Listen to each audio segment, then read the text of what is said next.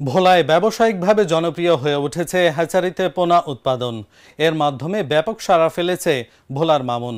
বছরে আয় করছেন লাখ লাখ টাকা। হ্যাচারিটি গড়ে ওঠায় সৃষ্টি হয়েছে কর্মসংস্থান। ভোলা থেকে মলয়দের পাঠানো তথ্য ও ছবিতে ডেস্ক রিপোর্ট। 11 একর জমিতে গড়ে তোলা হয়েছে মামুনের হ্যাচারি।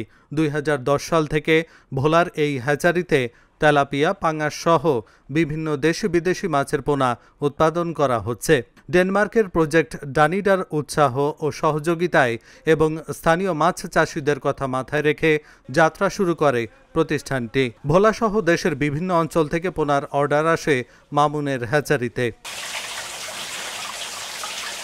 ফেব্রুয়ারি থেকে অক্টোবর অবধি 8 মাসে পোনা বিক্রি করে আয় করেন লাখ লাখ টাকা, বললেন এই হ্যাচারির মালিক। ফেব্রুয়ারি, মার্চ, এপ্রিল, মে, জুন, জুলাই, আগস্ট, সেপ্টেম্বর, অক্টোবর পর্যন্ত আমাদের মোটামুটি পোনার থাকে 7-8 মাস। আমাদের ক্লায়েন্ট আছে দেশে বিদেশে, কেউ 50,000, কেউ 1 লাখ, কেউ 2 লাখ, কেউ 20,000, কেউ 5,000, এইরকম করে অর্ডার দেয়।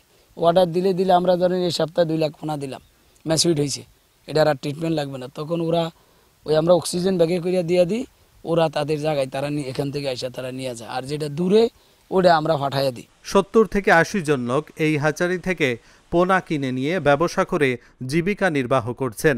1 কোটি পোনা উৎপাদনে 14 থেকে 15 লক্ষ টাকা আয় করছেন এই হ্যাচারির কর্ণধার মামুন।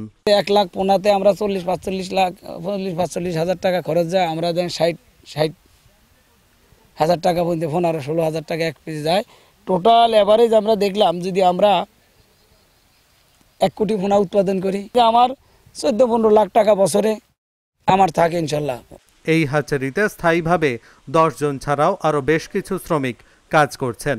এই 15 সালেতে কাজ করতেছি, যে টাকাটা আমি পাই এই টাকা দিয়ে আমি আলহামদুলিল্লাহ এই পড়া 100% উপরে 200 শতাংশ জমি করছি।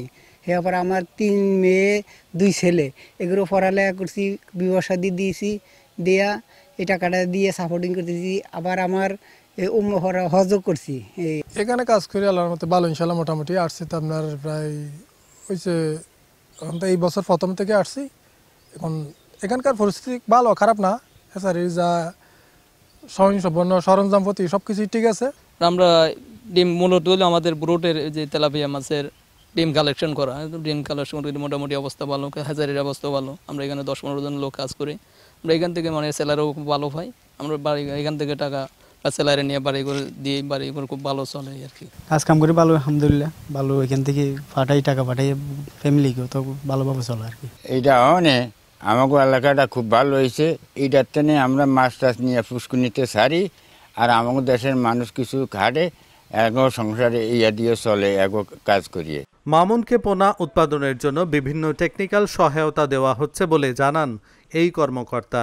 তার উৎপাদিত মনোসেক্স তেলাপিয়া ভোলা সহ ভোলার বাইরেও কিন্তু সে সেল করে, এদিকে বরিশাল বা অন্যান্য জেলাতেও সেল করে।